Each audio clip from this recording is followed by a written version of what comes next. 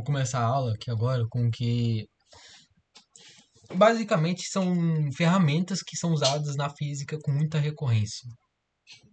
Aí, essas ferramentas, eventualmente vocês vão ver em próximas aulas sendo usadas.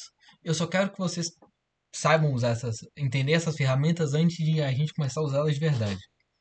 Imagina só, você vai lá fazer vai deduzir uma equação de física ou vai resolver uma questão e você não sabe o processo. Se você não souber o processo, você vai se perder muito rápido. O que acontece várias vezes é o pessoal começa a estudar física começa a estudar física sem embasamento matemático e chega lá na física e vê um processo que o livro fez e você está se perguntando: o que o livro fez?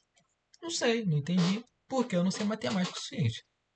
Então essa aula aqui é basicamente uma tentativa do Ferrari não passar raiva com vocês. Vocês vão aprender essa matemática mais simples, essa matemática, para que o Ferrari depois possa usar ou eu depois use e não se percam no meio da explicação. Tá beleza? As primeiras coisas que são tipo mais importantes é que normalmente não, as grandezas físicas são ou proporcionais ou inversamente proporcionais. Por exemplo, se eu pegar aqui a fórmula da força, força newtoniana, por exemplo, F é igual a ma. Aí eu imagino só que eu isolei o A. Eu quero saber. Normalmente é o que acontece. Quando eu vou usar a lei de Newton, é porque eu quero saber a aceleração. Qual que é a importância disso? Imagina, ou eu quero saber a força, um dos dois. Qual que é a importância disso? Eu tenho um bloco aqui e eu vou empurrar ele e eu quero saber até onde ele vai parar. Eu preciso saber a aceleração que eu imprimi nesse bloco para eu prever aonde que ele vai parar. Para eu pegar essa aceleração aqui e transportar ela para a cinemática. Quando eu transportar ela para a cinemática, eu vou saber onde é que o bloco vai parar e pronto. Muitas situações na física são desse tipo. Então, eu quero saber o que é proporcional à aceleração que eu vou imprimir nesse bloco. Aí, normalmente a aceleração é... Normalmente não, ela é força sobre massa. Então, o que acontece? Se eu... A aceleração é proporcional à força e inversamente proporcional à massa. O que significa? Se eu fizer uma força muito pequena e um corpo muito massivo, a aceleração vai ser minúscula. Imagina só, eu tô... Aí um caso mais específico. Por... Quando eu dou um pulo, eu pulo e caio, subo e caio na terra. Por que a terra não sofre uma aceleração quando eu empurro ela? Imagina só que eu dei um soco no chão. Por que a força que eu imprimi na terra não modificou o movimento dela? Porque a massa da Terra é muito maior do que a força que eu imprimi. Então, o que vai definir aqui qual foi a aceleração que eu fiz quando eu dei um soco na Terra? É um zero, infinitos zeros e vai ter um no finalzinho. Um zero, vírgula zero, zero, zero, zero, zero, zero, zero, zero, zero, zero, zero, um. Essa é a aceleração que eu fiz quando eu dei um soco na Terra. Por conta da massa dela ser muito grande. Ou pode acontecer o contrário. Tipo, eu vou pegar um corpo com uma massa muito pequena e eu vou jogar uma força muito grande nele. Imagina só que aqui tem um próton. A massa de um próton é minúscula. E eu dou um. Imagina só que eu vou dar. Melhor ainda, um tiro. Tiro é um bom exemplo. Imagina só que eu vou disparar uma arma aqui e tem a munição. A munição, ela tem uma massa muito pequena. Acho que é 0,125 gramas, uma coisa assim. A massa de uma munição é muito pequena. Aí o que acontece? Se eu imprimir uma força aqui não tão grande, a aceleração dela vai ser enorme. Tipo, imagina só que eu coloquei 1000 newtons aqui na explosão. A explosão aqui da pólvora deu 1000 newtons de força resultante. A aceleração que ela vai pegar por conta dessa massa ser muito pequena vai ser enorme. Tal que a bala vai chegar a 1000 e poucos quilômetros por hora. Tem algumas que chegam até 2000. Então, razões e proporções aqui. Dá pra usar a regra de três na física? Dá, mas É basicamente você entender proporções. Tipo, a aceleração é inversamente proporcional à massa e proporcional à força. Quanto mais força, maior aceleração. Quanto mais massa, menos aceleração. É isso. Aí tem outros casos também, tipo o torque, que o torque ele é constante e torque é força vezes o tamanho do braço. Se o torque é constante e aí nesse caso aqui o torque é proporcional tanto ao raio quanto à força. Ou seja, quanto mais eu pegar o raio do braço do torque, por exemplo, que eu vou fazer aqui uma barra, vai ser isso aqui mesmo. Imagina só que aqui está o eixo e ele vai rotacionar assim. Quanto maior for isso aqui, maior o torque. Quanto maior a força que eu fizer aqui, maior vai ser o torque. Então é isso. Tem grandezas que são somente proporcionais, tem grandezas que estão inversamente proporcionais ao quadrado. Imagina só. Tem a força gravitacional, que é essa aqui, ó. Força G é igual a Gzão vezes Mzão vezes Mzinho sobre R ao quadrado. Esses valores aqui, ó, G, M e Mzinho, são valores constantes. Mas o raio ele é variado, essa distância entre as duas massas. No caso aqui um Mzinho e aqui o Mzão. Esse aqui é o raio, o R. É a distância entre elas. Como aqui é inversamente ao quadrado, então a proporção vai ser o inverso do quadrado, né? Então, imagina só que a força é 4. O raio aqui, imagina só, que eu modifiquei o raio em 2, tipo, em vez de ter 2 metros de distância entre as duas massas, agora tem 4. Como tem 4, eu modifiquei 2, né? Mas quando eu modifico 2 na distância, eu reduzo em um quarto a força. Tipo, se eu aumento o raio em 2, o raio coloco mais 2, eu vou reduzir a força em 4. Entenderam? Se eu aumentar a força em 2, eu vou reduzir a força em 4. E isso é uma lei física, que chama lei dos quadrados, dos inversos dos quadrados. Ela é muito recorrente em forças de campo. Eu vou explicar depois o que é um campo. Mas, normalmente, forças de campo tem essa característica de ela ser dividida ao quadrado, pela distância. Tá? Essas são as proporcionalidades. Aí, vamos lá. Eu vou tentar explicar agora uma coisa muito interessante, que é as unidades na física, elas são boas para o quê? A gente ter certeza que a gente achou a equação certa. Imagina só, eu tô resolvendo um problema e a força, e tipo, achei uma equação lá e eu quero saber se essa equação faz sentido, fisicamente falando. Ou se ela tá certa, por exemplo. Imagina só que eu cheguei nessa equação aqui. E eu vou fazer rapidinho aqui só um exemplo para vocês entenderem. Não se importem muito com o que eu vou falar aqui agora, que é mais avançado. MV ao quadrado. Isso. Acho que é ao quadrado mesmo. É, é igual a força. Aqui, ó. Força.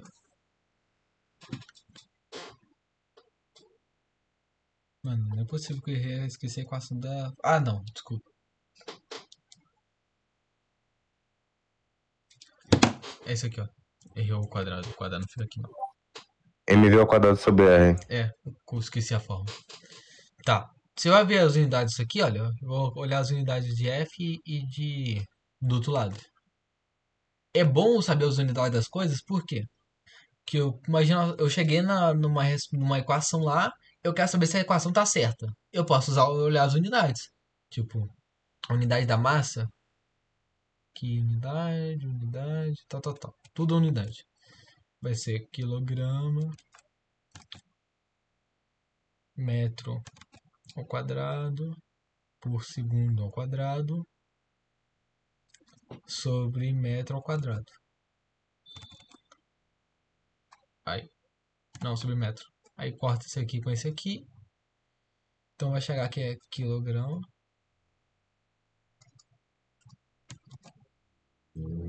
metro por segundo quadrado, que é a unidade do Newton. Então, o que acontece? É importante a gente saber as unidades para quando a gente chegar numa equação, a gente ter certeza que essa equação está certa. Que ela tem que obedecer isso aqui. Se você chega numa equação e ela não obedece as unidades dela, tá errada. É uma coisa que você tem que reparar quando você for fazer uma questão. Aí é para evitar também, né? Imagina só, você vai resolver uma questão e coloca assim unidades no final. Se você não colocar unidades no final, você não está falando o que você calculou. Qual que é a resposta? A unidades faz parte da resposta também. Não é só colocar o valor. Aí tem coisas adimensionais, tipo o Mi da força de atrito. Ele não tem dimensão porque Newton aqui é força. Se você pega aqui, olha, Mi zero, ele é igual a Newton. Não, ele é igual a força sobre a normal. Newton sobre Newton dá 1, que ele não tem unidade. Corta Newton com Newton. Então, tem unidades que não têm dimensões, razões entre valores normalmente não têm dimensão e grandezas têm dimensão. Razões entre grandezas não têm dimensão e normalmente é isso. Tipo, ache a razão entre a velocidade inicial e a velocidade final. Não vai ter dimensão. Vai ser só um valor. Só um valor. Não vai ter dimensões. Tá? Agora, vamos falar de outro problema, outra situação. Que é vetor. Vetor, ele tem a seguinte situação. Tem grandezas que são vetoriais e tem grandezas que são escalares. Deixa eu pôr aqui. Tirar essas linhas.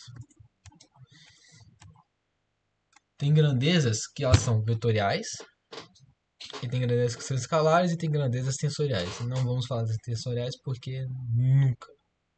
Não precisa saber. O que é um vetor? Antes de falar, tem vários exemplos de vetores, tipo velocidade, força, aceleração, torque, mais o que? Campo. O que não tem grandeza normalmente são energias. Energias são escalares. Tipo energia cinética, energia. Qual é o nome também? Gravitacional, energia elétrica, energia potencial elétrica, energia potencial magnética, entre outras. Energia elástica também não tem grandeza. Não tem grandeza, não é uma grandeza vetorial, é uma grandeza escalar. E aí nós vamos trabalhar. O que é um vetor? O vetor é um segmento de reta orientado. O que é isso? Ele é uma, como diz, né? Você pega dois pontos aqui e faz uma reta entre eles e você orienta eles ou para cima ou para baixo. Você pode rotacionar ele também. Deixa eu fazer assim.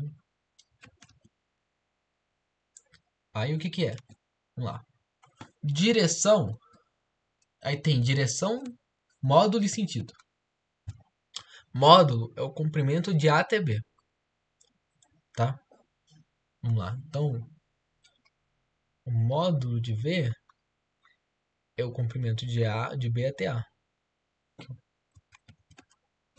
É B menos A.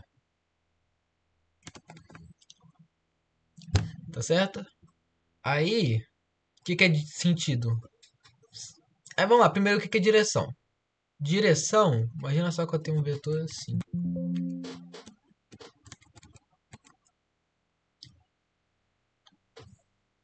Aí eu vou ter uma rosa dos ventos.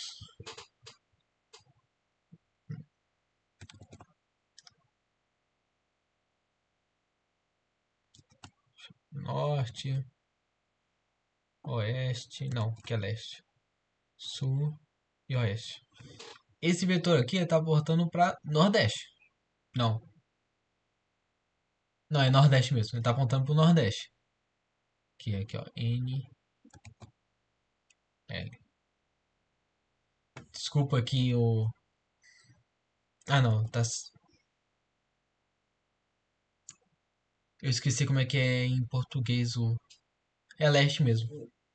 Então, nordeste. O NE... Eu não sei como é que escreve.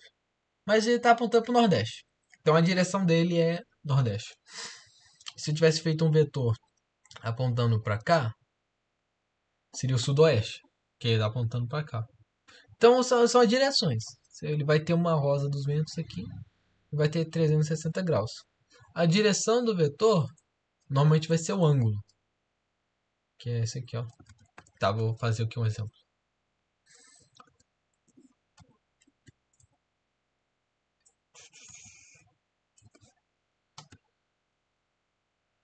Vou pegar aqui um vetor. E aqui.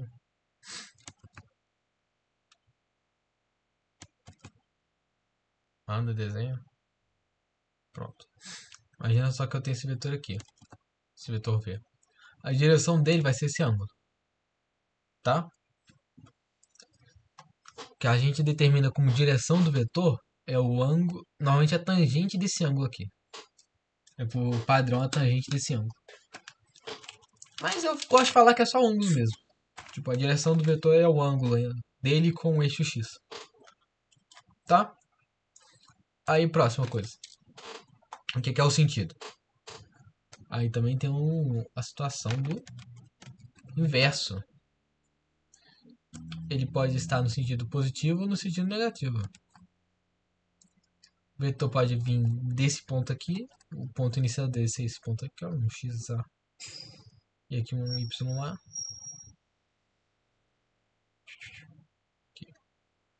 Ele pode ou vir do zero até o XA e o YA. Então, quanto ele pode voltar, ele pode vir do XA, YA para cá. Só que aqui, só mostrando, XA é um ponto no eixo X, qualquer. Esse ponto aqui é um ponto Y qualquer no eixo Y. Certo? Então é isso. O sentido é se ele está indo ou voltando, se o vetor se ele é positivo ou negativo. A direção é o ângulo dele com o eixo X. E o módulo dele é a distância entre A e B. É essa distância aqui, ó. A distância entre os pontos. Uma coisa muito interessante dos vetores, aqui eu estou mostrando, antes de eu mostrar essa coisa interessante. O vetor ele pode ser dado como isso aqui, ó. Caramba, eu fiz errado ainda. Aqui é menos. Aqui, ó.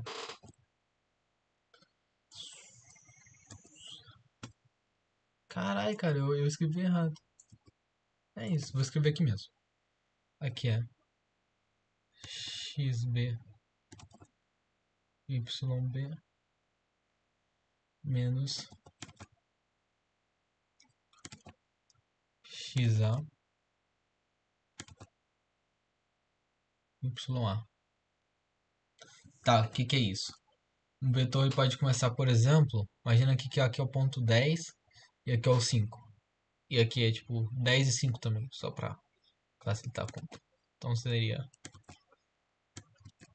10 e 10 menos 5 e 5. Aí seria 5. Aí você subtrai só. Você pega 10 menos 5, você subtrai esse aqui com esse aqui. E subtrai esse aqui com esse aqui. Então vai ficar 10 menos 5 é igual a 5 e 10. Esse aqui é o x, né? Claro. Aqui é o y. 10 menos 5 igual a 5. Então esse vetor V seria de 5 e 5. Entenderam? É isso que é o vetor. Ele é a subtração do ponto final, do ponto final menos o inicial. Aí, o que é a coisa mais interessante do vetor? É que você pode simplesmente pegar o vetor. Vou pegar uma cópia aqui desse esquema aqui, ó. Eu posso transportar ele para cá. E não vai mudar em nada no vetor. Eu posso fazer isso para qualquer vetor que eu quiser. Como eu transportei ele para cá, essa parte aqui some. Aí corta isso aqui fica zero. Esse valor aqui é zero agora. Esse valor aqui é zero. Então, o vetor vai ser basicamente o xb e o yb menos zero. Ou seja, você pode escrever o vetor somente no ponto final dele, caso ele comece na origem. Se o vetor começar na origem, você pode escrever que o vetor é simplesmente o ponto final do vetor, o que é muito útil para algumas questões. Aí vamos lá, parênteses, isso aqui agora é pro ITA. Normalmente isso não cai na FUVEST, nem no Enem, só pro ITA que cai. Opa. Oi. Não, nada, só falando que eu me interesso. Tá, vamos lá. O que é um versor? O versor ele é basicamente a direção de um vetor. Vamos lá. Eu tenho um vetor V aqui qualquer. E eu quero saber para onde ele aponta. Eu só quero saber para onde ele aponta. Então você vai fazer o seguinte: você vai pegar um vetor que tem características de modo, sentido e direção. E você vai dividir ele pelo seu módulo. Ou seja, você vai pegar módulo, sentido e direção e dividir ele pelo módulo somente. Ou seja, você vai ter um sentido. Aí nós vamos para a definição exata de um vetor unitário, de um versor, né? Ele é um vetor de módulo 1 que aponta para o sentido do vetor. Vamos pensar aqui agora em exemplos.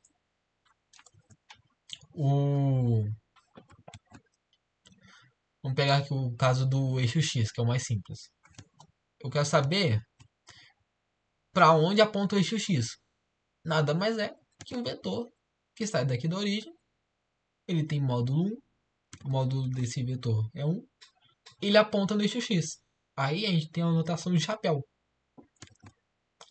X chapéu tem módulo 1. Módulo de X é 1. Ele aponta para o eixo X.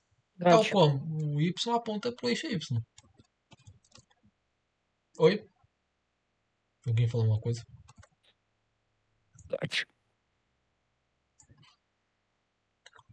Cara, o Turing tá como hoje. Beleza. O eixo X aponta para o eixo X, o eixo Y aponta para o eixo Y. Se tiver um Z, também aponta para o eixo Z. Beleza. Agora que vem a parte mais dificilzinha.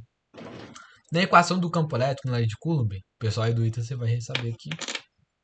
O campo elétrico, ele é igual a K, Q, um Q2 também, aqui, Q2, Q1, sobre R ao quadrado. Mas para onde que aponta esse R? Se é, para onde que aponta o campo elétrico? Ele aponta no sentido do R. Ô, Juan, Oi. qual é a diferença de vetor diretor e versor? Tá, vetor diretor, ele vai dizer para onde começa uma reta. O que que acontece? Agora puxou para álgebra linear, mas beleza. Safadeza. Foi mal. Tá. Aqui vai ser aula de tirar dúvida de matemática de turma olímpica. Turma ITA.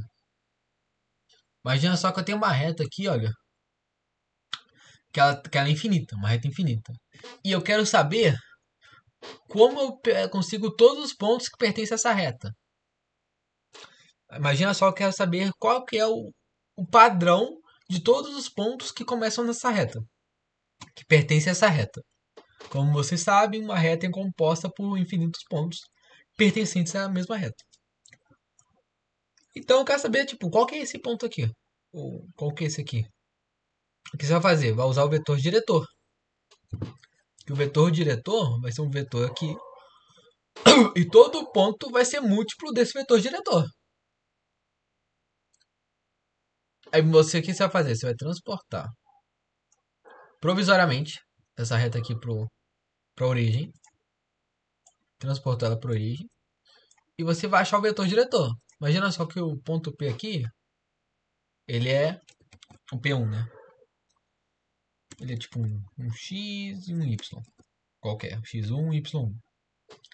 O vetor diretor vai ser esses pontos aqui.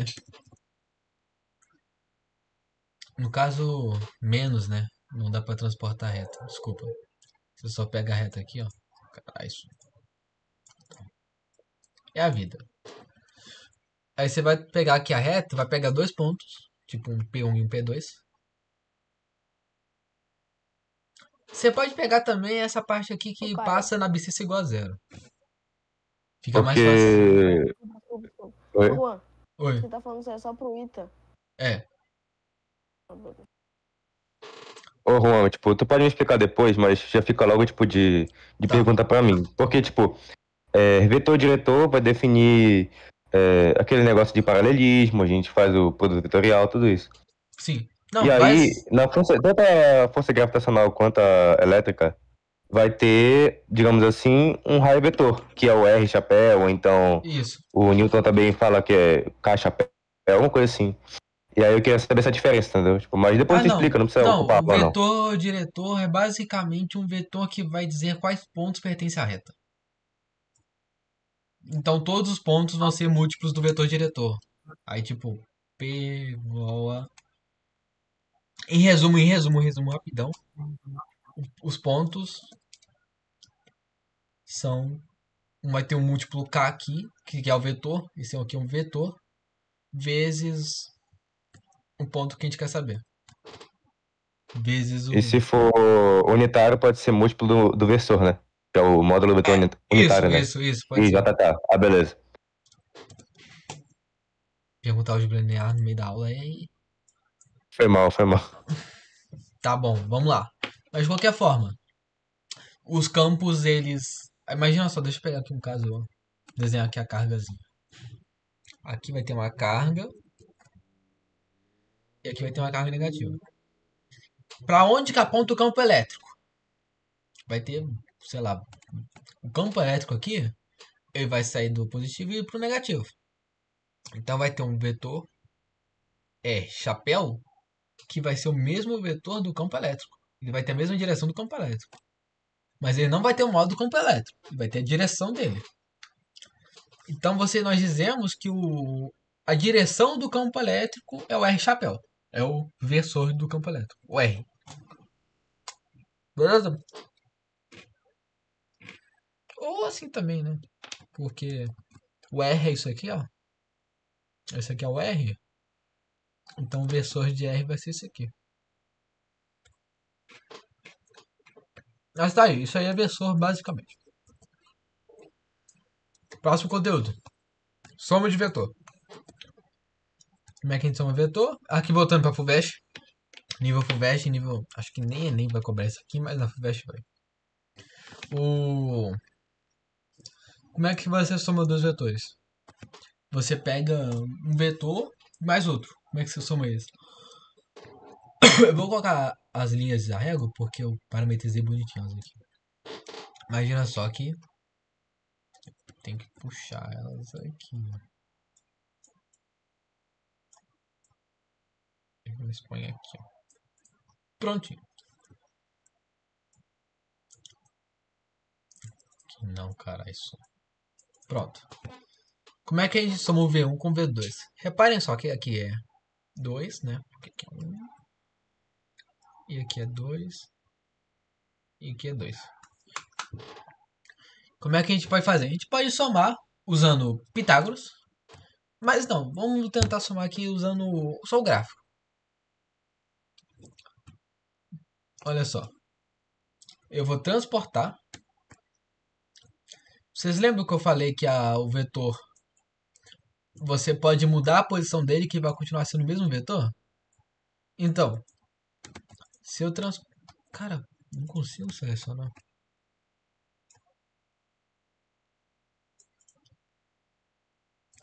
Tá. Eu posso pegar o vetor 2 que estava originalmente aqui, ó. Ele estava nessa posição aqui. E eu trouxe ele para a ponta do vetor 1. Como eu falei, você transporta o vetor para qualquer posição no espaço que não muda esse negócio. Não muda as propriedades dele.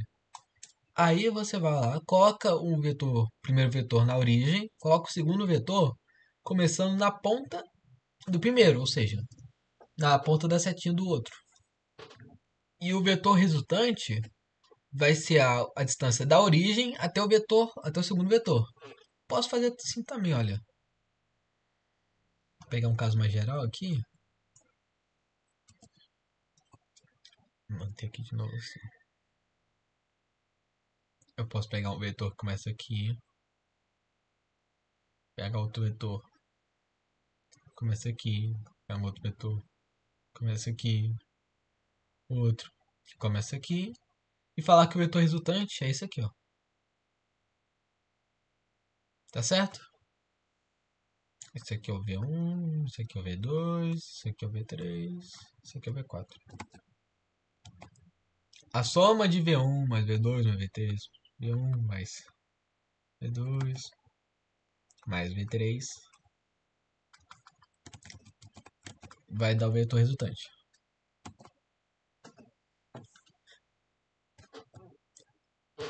Certo? Todo mundo entendeu até agora? Se pode alguém desmutar? Se alguém entendeu, tá tranquila a Você explicação? pode só mostrar essa última parte aí, Juan. Só que tem, tipo, vários outros vetores ali. Isso, essa parte aí, ó. Qual foi a dúvida? Em questão é isso aí. É só quando se a gente tiver vários vetores, é só a gente, se a gente quiser somar eles, é só a origem deles vai ser tipo, vamos dizer assim, o fim de um vetor. O fim Tipo, do o vetor. começo de um é o fim do outro. Você pega o vetor 1, o Ah, fim do entendi. vetor 1 é o começo do vetor 2, que é o começo do vetor 3, que é o começo do vetor 4. Tô ligado. Correto? Tem outra forma também de somar, que é por... Deixa eu lembrar agora. Cara, eu acho que é por Pitágoras. Eu não lembro direito qual que é como é que soma por Pitágoras, mas eu sei que tem. Depois eu olho e falo pra vocês qual que é. Tá? Paralelogramo? Aí é isso, soma de vetores e proporcionalidades. Até aqui tá tranquilo, né? Tá. Agora vamos pensar aqui, olha, na trigonometria. Agora a gente vai pra trigonometria, porque aí eu mostro como é que a gente transforma um vetor em um escalar. Só colocando um seno e um cosseno. Que eu acho isso genial. É uma forma de simplificar muitas coisas para o ensino médio. Olha a magnificência do programa, que ele faz um triângulo automaticamente. É bonitinho o triângulo. Pega aqui o cosseno teta. Aqui é y, aqui é x. O cateto. Aí vamos lembrando, gente. Vamos ver se vocês lembram. Que seno. Quer dizer,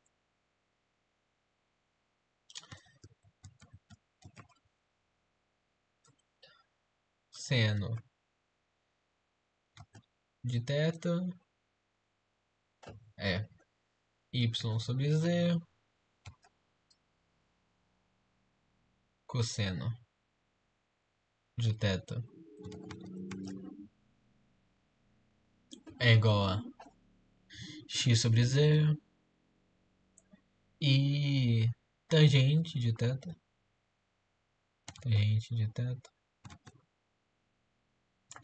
é igual a y sobre x. Tá, beleza. Isso aqui são trigonometria básica e é isso que a gente vai usar por enquanto. Aí nós temos aqui a situação. Vou pegar aqui uma circunferência. Deixa eu pegar aqui.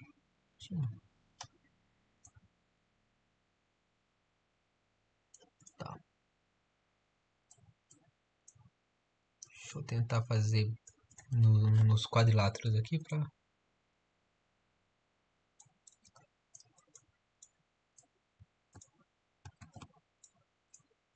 Aqui, ó. Então é uma perfeição aí. De vez em quando tem isso. Essa circunferência tem raio 1. Cadê? R. O raio dela é 1. Ou seja, uma circunferência unitária. E aqui tem um triângulozinho. Aqui e aqui. Aí, só comentando. Essa parte aqui, olha, como vocês podem ver. O cateto oposto está relacionado ao seno. Então, essa parte aqui é o seno de x. Só fazer assim, ó. Esse aqui é o seno.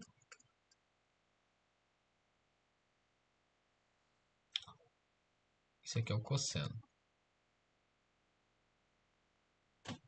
Que é o seno de x. Aí o que acontece? Seno. Meu seno é assim porque eu não tô acostumado com o inglês. O seno de. O seno no inglês ele escreve com i. Mas tá. Seno de θ. Aqui é o quadrado, né? Porque é um Pitágoras. Mas o cosseno de θ. Cosseno de θ. Mais cosseno de θ tem que ser igual ao a hipotenusa, né? Porque o Pitágoras, vamos lá. Cateto oposto. Não. É cateto oposto. Mais cateto adjacente. É igual a hipotenusa. Vou fazer o quadrado. Mesma coisa aqui, só que o hipotenusa é igual a 1. Então. Aqui é θ. Que é igual a 1. Tá ali a teorema fundamental do seno e cosseno. Aí que nós temos a situação. Por que essa aqui é importante? Por que essa fórmulazinha aqui é importante? Porque com isso aqui, a gente consegue descrever funções físicas usando senos e cossenos. Não é só... Tá, antes das funções seno e cosseno, que é só para ita, eu vou explicar essa parte aqui de plano inclinado, essas coisas assim. No plano inclinado, tem uma situação idêntica a essa aqui. Deixa eu até copiar e colar, porque ficar desenhando toda hora é chatinho. Normalmente tá assim, ó. Aqui é uma distância D, aqui é uma altura H. E aqui tem um corpo.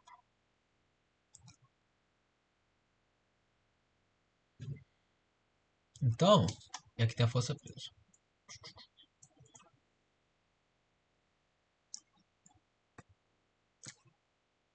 Desculpa. Peso é pra cá. Mas tá. Aqui vai ter a normal. Aqui ó, vai ter a P de Y. E aqui a P de X. Aí, esses dois tetas aqui, esses dois ângulos aqui são iguais. Porque por conta de um... Acho que é teorema de Tyson. Ô Caio, você tá aí aqui ainda? Caio não tá. É, cara, eu nunca decoro isso. Não lembro por que esse teta aqui é igual a esse teta. Nunca decorei essa parte. O Caio tá na cal, mas ele tá Ele tá mutado. sem. Ele tá mutado. Se ele tivesse aqui, ele explicava direitinho. Mas de qualquer forma, esses tetas aqui são idênticos, são iguais. Então, você consegue usar ele pra achar o valor. Tipo, qual que é o P de Y? O P de Y seria esse triângulo aqui, ó. Cadê? Aqui. Deixa eu me mutar aqui porque amanhã apareceu. Não. Tá. Esse aqui é o P. Esse aqui é o P de Y. Esse aqui é o P de X. P de X. Aqui é o θ. Se você organizar essa equação, dá pra você chegar nisso aqui, olha. Tipo, transportar os vetores mesmo. Você pega os vetores e transporta ele pro lugar que você acha melhorzinho. Você faz assim, ó. P de Y. E aqui um P de X. É assim mesmo. Pronto. Aqui, ó. Esse aqui é um θ. Esse aqui é uma hipotenusa. Só comentando, isso aqui é hipotenusa. Não. Esse aqui é hipotenusa. Acho que era isso. De qualquer forma. Não, esse aqui é hipotenusa. Desculpa. Aí com isso aqui, você sabe. Tá. Aqui, olha, reparem só. Esse vetor aqui é o P de X. Esse vetor aqui da direita é o P de, é o P de Y.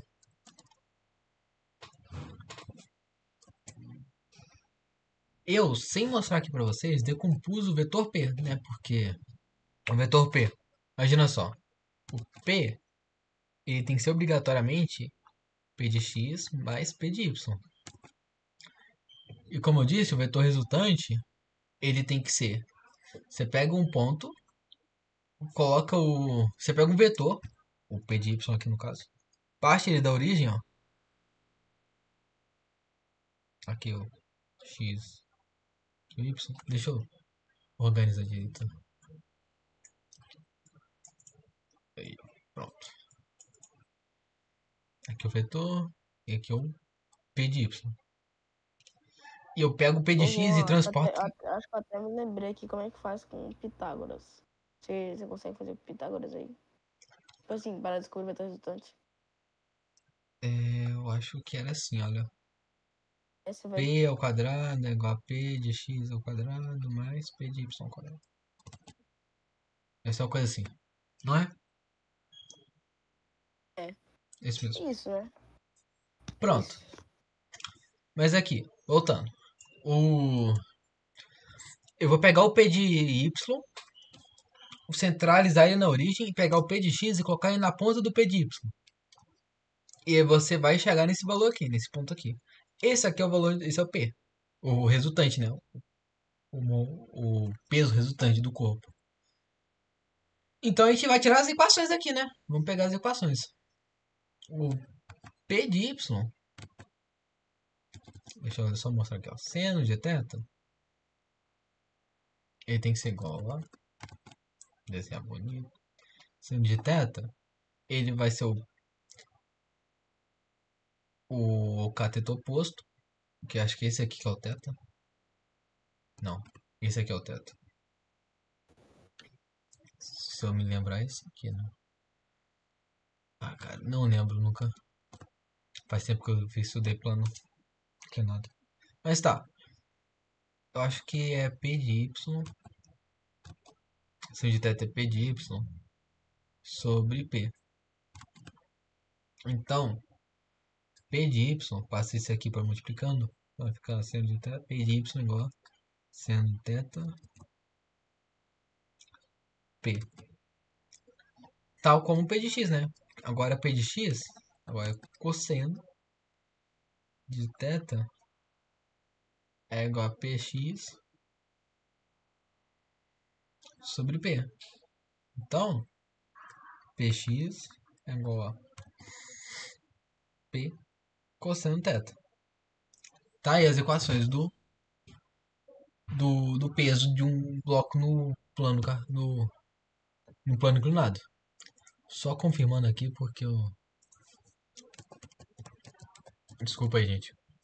Ter que ficar olhando equações. Tem muito tempo que eu estudo essa matéria. Do plano inclinado.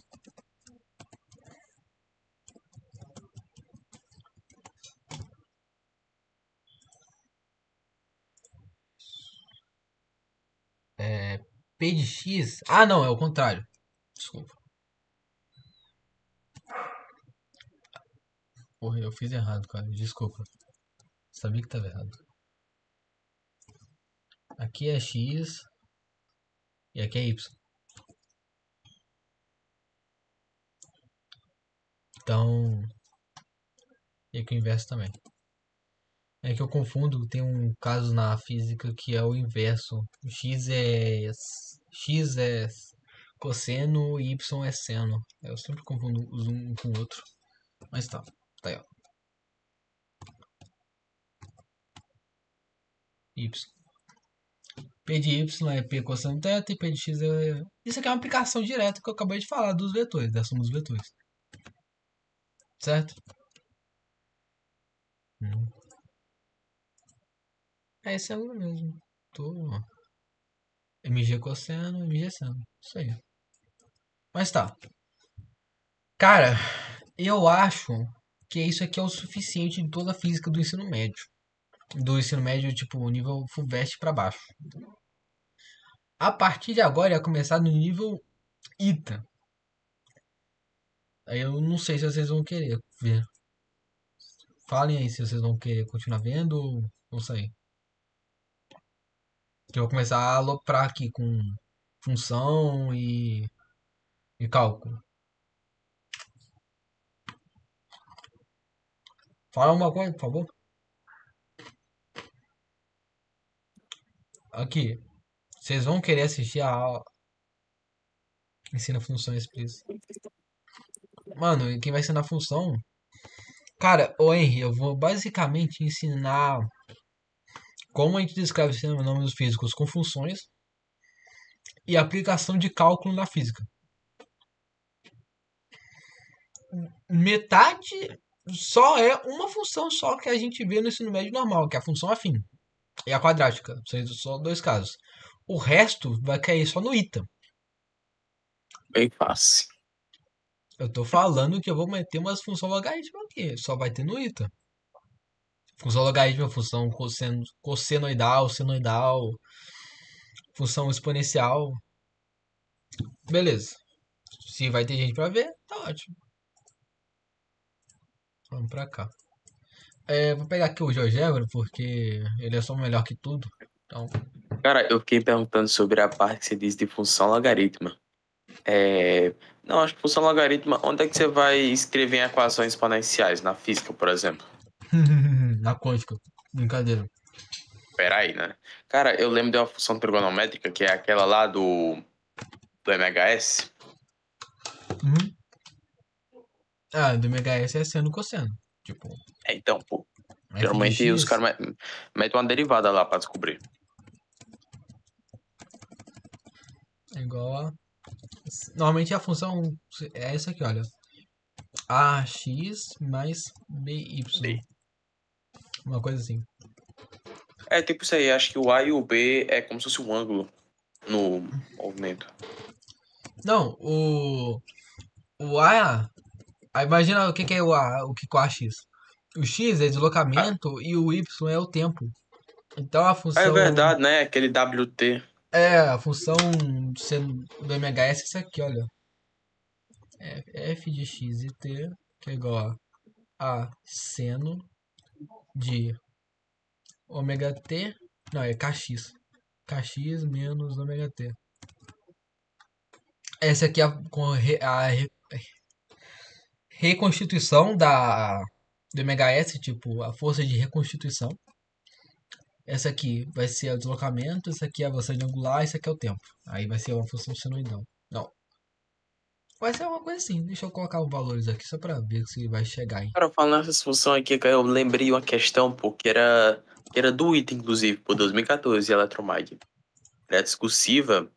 Aí, Funciona. pô, era tipo, uma corrente, era um número complexo multiplicado pelo seno.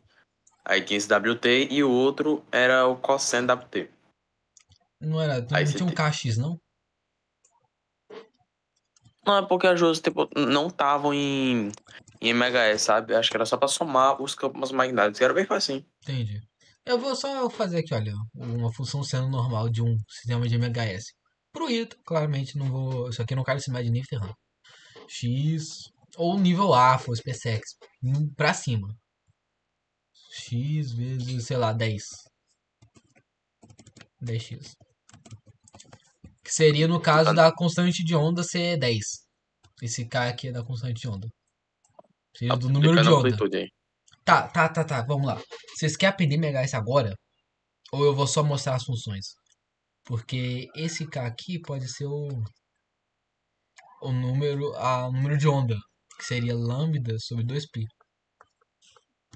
Aí ele vai Cara, falar. acho que eu fiquei pensando, acho que primeiro eu daria tipo, um embasamento de funções, aí depois você poderia atacar o MHS. Tá, melhor fazer isso mesmo. Em resumo, as funções senoidais são para fenômenos que têm forças de restituição. O que é uma força de restituição? Imagina só que eu tenho uma montanha-russa que ela faz isso aqui, ó. E ela tem essa altura aqui, ó. Essa altura H. Aí vem daqui até aqui. O movimento maioria- do... que foi?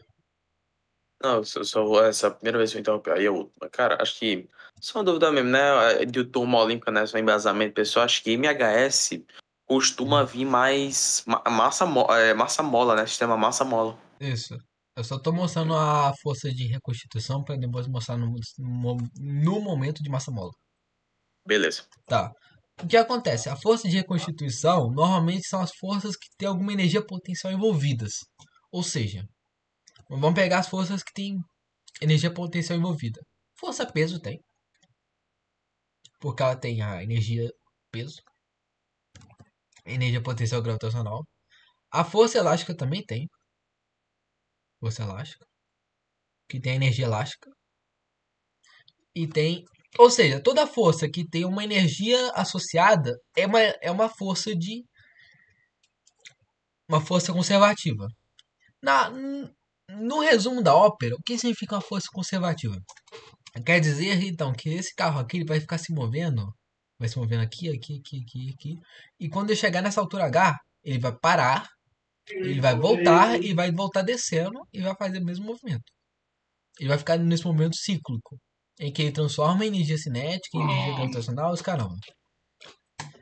Esse movimento de vai e volta é o caso da função seno e cosseno. Repara aqui, olha.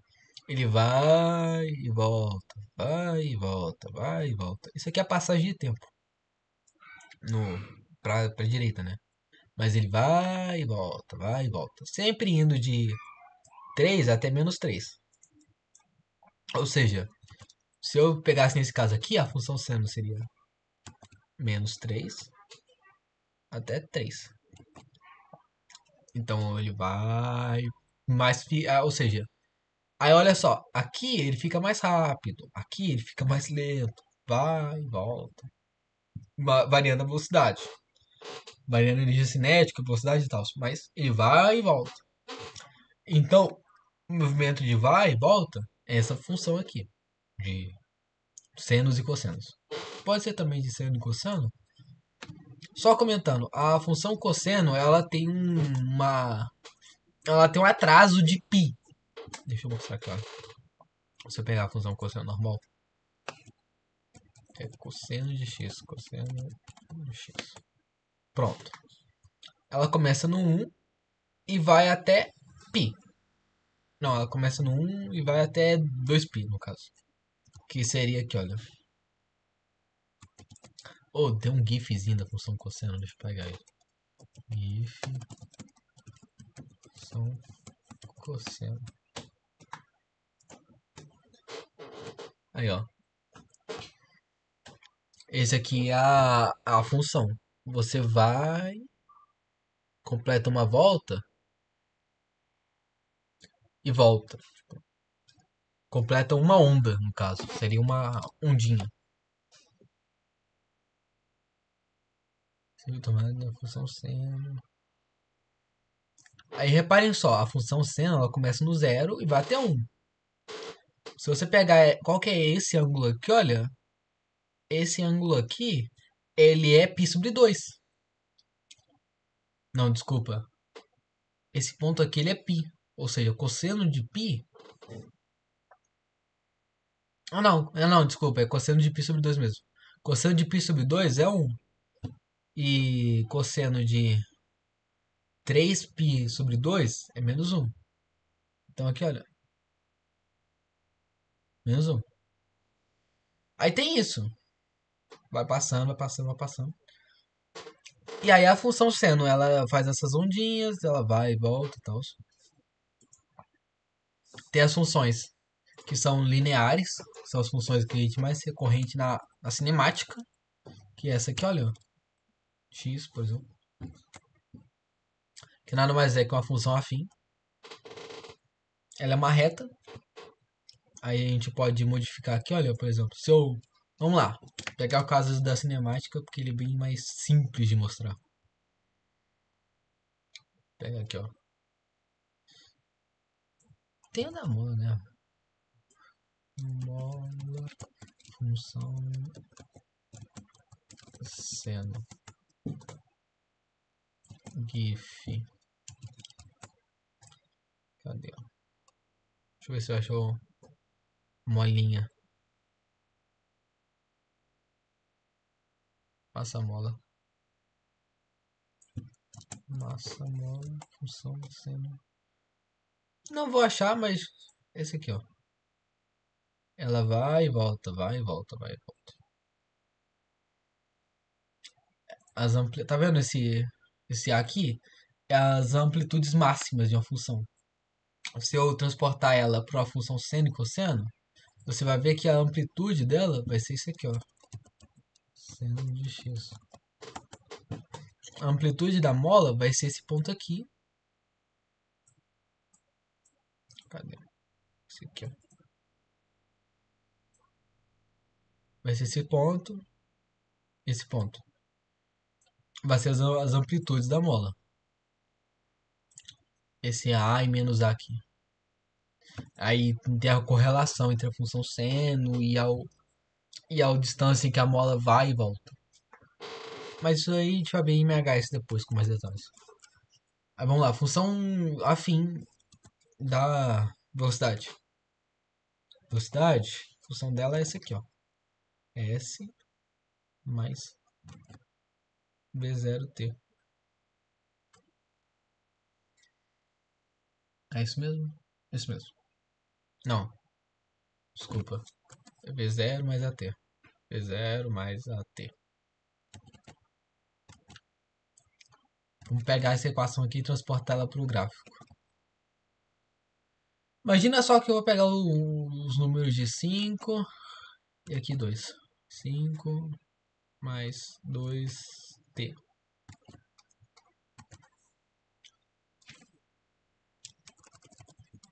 5 mais 2t. Mais 2x, né? Aqui é outra. 5 mais 2x.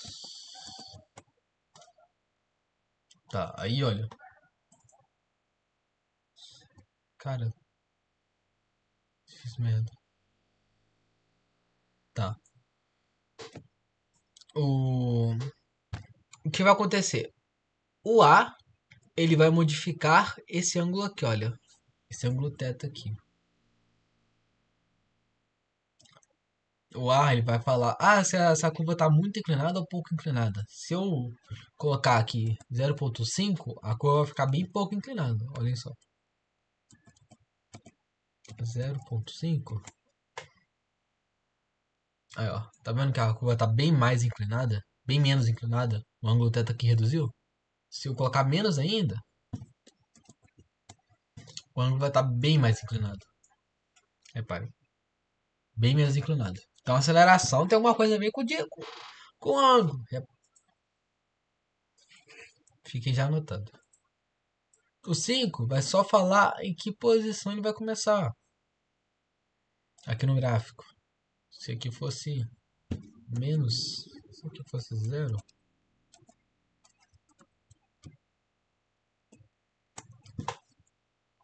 a posição vai começar no ponto inicial. E é isso. Em resumo, a posição fala onde começa o movimento e a aceleração. Não, no caso, a velocidade inicial fala onde começa a velocidade e a outra fala qual que é o ângulo entre esses dois vetores. É isso. Aí esse gráfico aqui vai ser mais ou menos isso aqui.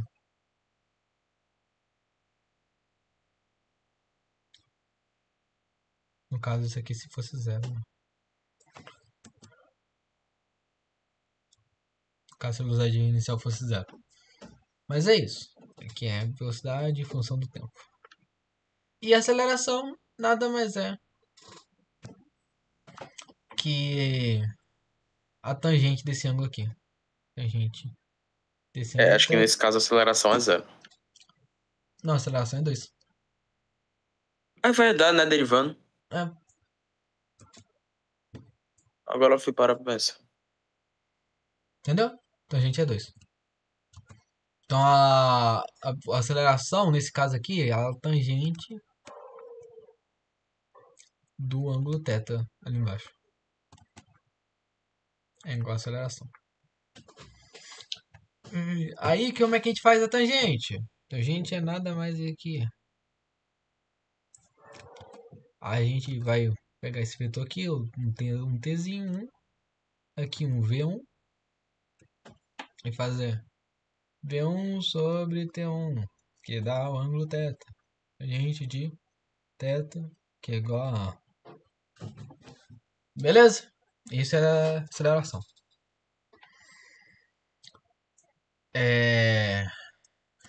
Tá, isso era uma deixa pra eu começar a falar de cálculo.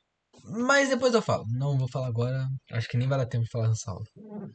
Mas seguindo aqui, tem a função quadrática, que vai falar da posição. No caso da... Ela vai ter essa cara aqui, olha, de de uma parábola. Normalmente a gente ignora essa parte aqui, olha. Essa parte aqui não existe na função. Não existe um tempo negativo. Apesar de que as contas fazem sentido se o tempo for negativo. Mas não tem fenômeno físico que mostra que existe algum tempo negativo. A gente consta que o movimento vai ser assim, ó. Ele começa de um tempo zero e vai aqui. E essa aqui é a equação da posição. Só comentando.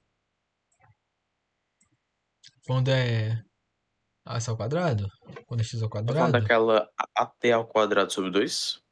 é Beleza. S igual a S0 mais B0t mais AT ao quadrado sobre 2.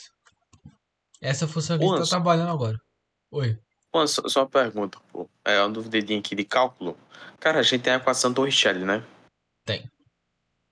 Pô, se a gente derivar a equação Torricelli, o que é que a gente obtém? Acho que Nada, cara. tipo, já Acho que que não tem nada. tempo, nada?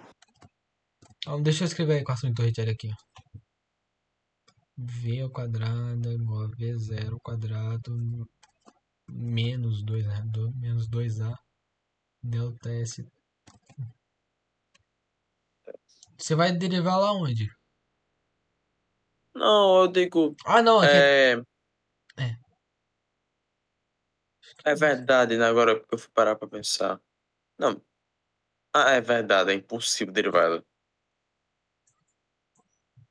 Porque na verdade isso aqui é um delta. Isso aqui seria V ao quadrado menos V0 ao quadrado é igual a menos 2A delta S. Acho que isso Derivada aqui. seria se fosse assim, olha, dv ao quadrado. É igual a... Você tem uma derivada de segunda ordem aí, né? Não, derivada de segunda Não, ordem é outra coisa. Menos 2A ds. Aí você teria que derivar a velocidade em relação. Já volto. Aí sei lá, vai sair nisso aqui. dv é igual a dv sobre ds, que não existe. Derivar a velocidade de função da posição. Ô, Juan, rapidinho. Oi. A função do seno, ele vai explicar o movimento harmônico. Porém, Isso. se a gente quiser falar se a gente quiser, por exemplo, achar o ponto de amplitude máxima, a gente pode jogar em uma equação quadrática. Não, o ponto de amplitude vai ser na função seno também. Que vai Ah, sim. ser o que multiplica aqui, olha. O que multiplica a função seno. Imagina só. Deixa eu botar Eu imaginei que vendo a função quadrática, eu acho que também não faria muito sentido também, não. seno de Viajei, x. viajei. Aqui, olha. Tá vendo que eu coloquei 0,2 aqui no multiplicando o seno? Uhum. Quer dizer que a amplitude aqui ela vai ser 0,2. Amplitude máxima. Ah, certinho. Entendeu? Certinho. Essa Valeu, é, mano. Muito obrigado. essa é a amplitude da função do seno. Ou a amplitude do movimento também, ou o h da função aqui. Tanto faz. Beleza. Agora começa. Agora terminou as funções do ensino médio também. Agora é SpaceX pra cima. Aí vai ter as funções. Deixa eu pensar agora a próxima. Tem a x ao cubo.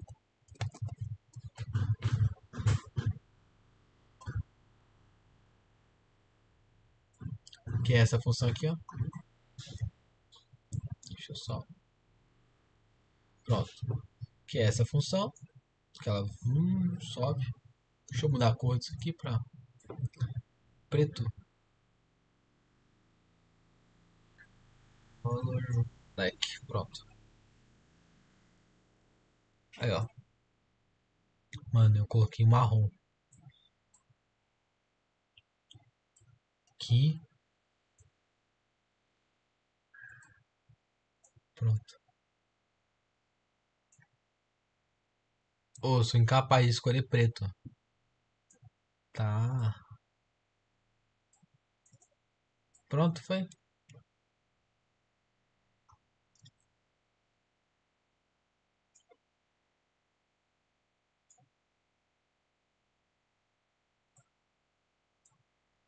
Light. Pronto. Agora sim. É isso que tá faltando. A função x ao cubo tem esse movimento. Normalmente, só um caso curioso é que a função que representa o movimento real de um carro, ela é de t a quarta. Aqui, ó. Normalmente a função que representa um carro, ela é de quarta ordem. No começo, a aceleração dele é muito alta, mas depois vai harmonizando. Deixa eu escrever aqui normalmente a equação. Mais x ao quadrado mais x à quarta. Esse normalmente é a cara de uma função do movimento de um carro. Ela começa muito acentuada e depois vai normalizando. Depois o ângulo dela fica reduzindo. Mas é só uma aproximação. Tipo, aqui é aproximado, e aí depois o x à quarta some. Deixa eu pegar aqui. Depois o x à quarta some, depois vira o x à terceira e depois ao x ao quadrado. É assim que funciona aquela parte que o carro dispara na velocidade. A variação da velocidade fica muito esquisita. E a gente consegue aproximar para x até a quarta, mas é estranha. A aceleração de um carro é estranha. Não é só x ao quadrado, não é só t ao quadrado. Um carro saindo do repouso e acelerando até 100 km por hora não é só x ao quadrado e pronto. T ao quadrado. Beleza. Próxima função. Eu vou falar da... Já falei da seno, já falei da cosseno. Próximo seria exponencial. Não, vou melhor. 1 sobre x.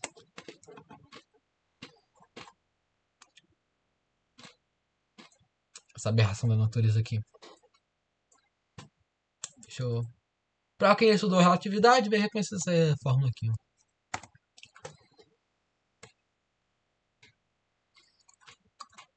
Tá vendo essa função aqui? Essa é a função que representa... Deixa eu colocar 3 vezes 10 a oitava. Vamos ver onde é que ela vai parar.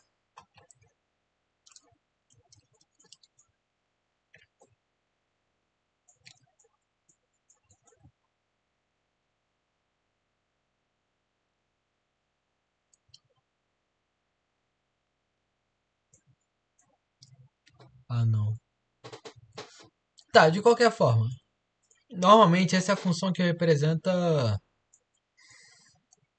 o movimento relativístico. Só que ela tá deslocada pra direita, ela não tá deslocada pra trás. Mas tá bom. Se você pega... Ah, não. Ah, não, tá certo, tá certo. Ah, aqui, desculpa. Eu achei meu erro. Pronto, agora sim. Não, não é isso, Juan. Aqui tem um SQRT.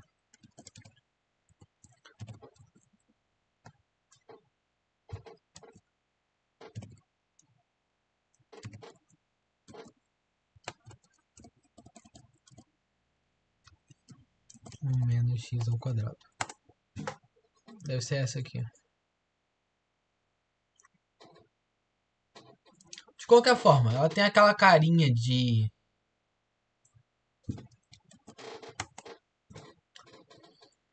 subir. Ela faz esse movimento aqui, ó. Ela tá assim normal e vai fazendo assim, ó. Essa é a função na relatividade, que representa a energia de um sistema. A energia de um corpo, ela vai subindo dessa forma. Ou o tempo e a energia assim. A energia cinética, né? Um corpo que vai ganhando aceleração, quando ele chega próximo a 3 vezes 10 oitava, acontece isso. Ele chega muito próximo da velocidade da luz, mas nunca alcança. E aí fica nessa curva meio esquisita, chamada assíntota. É isso. Aí tem também função logaritmo. F de x. Vou pegar a do ln porque ela é muito comum. Agora. Log de e na x. Tá, deixa eu ver se eu... Não, caramba. Pronto. Oxe, não entendi. Ah, tá, pronto, nossa. Essa função aqui ela é muito comum na física para uns casos tipo equação do foguete. Vai aparecer uns LNs na vida. Tipo, deixa eu ver a equação que tem LN. Deixa eu pensar numa aqui. Ah, vocês vão ver.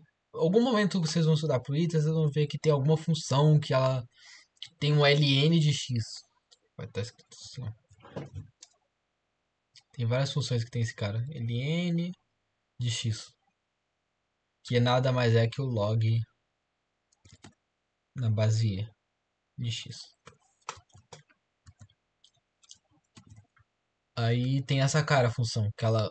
Vocês podem reparar aqui que a raiz dela é no 1. E esse valor aqui, ó, que log de 1 na base e é igual a 0. Isso aqui é útil para algumas questões de física e pode ser até log na base de 10 ou qualquer coisa. É só para... É importante saber alguns valores notáveis para as raízes. Você pega as raízes lá de um problema e usa esses valores, tipo, eu sei que o logaritmo na base, o logaritmo de 1 é 0. Pronto, aí você pode aproximar alguns valores ou transformar em outros, tanto faz. Aí tem a função exponencial, a elevado a x, que é o inverso da função logaritmo. Tem a função 1 sobre x ao quadrado, que essa aqui é o capeta. Tem muito problema na física por conta dessa função, que essa função aqui é do campo elétrico. Tipo, qual que é a intensidade do campo elétrico para Imagina só, eu quero saber qual que é o campo elétrico próximo de um elétron. Muito próximo de um elétron mesmo. Vai ser essa função. E tá vendo aqui, ela vai pro infinito. Ou seja, o campo elétrico na superfície do próton ou na superfície do elétron, se é que o elétron tem superfície, é infinito. O que não tem sentido algum. Ô, Juan, Oi. é isso que eu estranhei. Mas não tem uma função da eletrostática que é exponencial, se não me engano, é força e a distância. Não, é o campo e a distância, não é? Campo e a distância, que é exponencial? Ou, se não me engano, ou era a força do campo e a distância ao quadrado, ou era o campo e a distância ao quadrado. Cara, eu vi exponencial em RC, em circuitos de indutores e capacitores. Hum. Essa Eu vou aula, então dar uma verificada e eu te aviso. Então, Oi. Juan, essa aula de cinemática Não. é a aula de qual matéria? Eu tô explicando ferramentas que vão ser usadas na cinemática e em futuras aulas. Ah, tá. Então a aula de cinemática você vai dar quando? Não, o Ferrari vai dar esse domingo. Ah, tá. Que horas? Ele falou lá na turma de física. Ele falou aqui, ó. Cadê? É 4 horas da tarde no dia 23. Tá bom. Introdução à cinemática. Eu só tô Ô, dando Pedro, um aviso aqui só pro pessoal da turma aí. Mas eu só tenho um maluco ali de gente, o Lorenzo e o Dióxido de carbono. a gente só dá aula no horário da igreja? Eita, nós. Não sabia que era hora de igreja agora. Hã? Mano, eu não sabia que era horário de igreja agora. Foi mal. Não, tô falando Petrucci. Não, esse é o Ferrari que mandou. Que fez essa aula nesse horário. Não, o Petrucci vai sempre fazer umas 7 horas até 9h30. Ah, tá.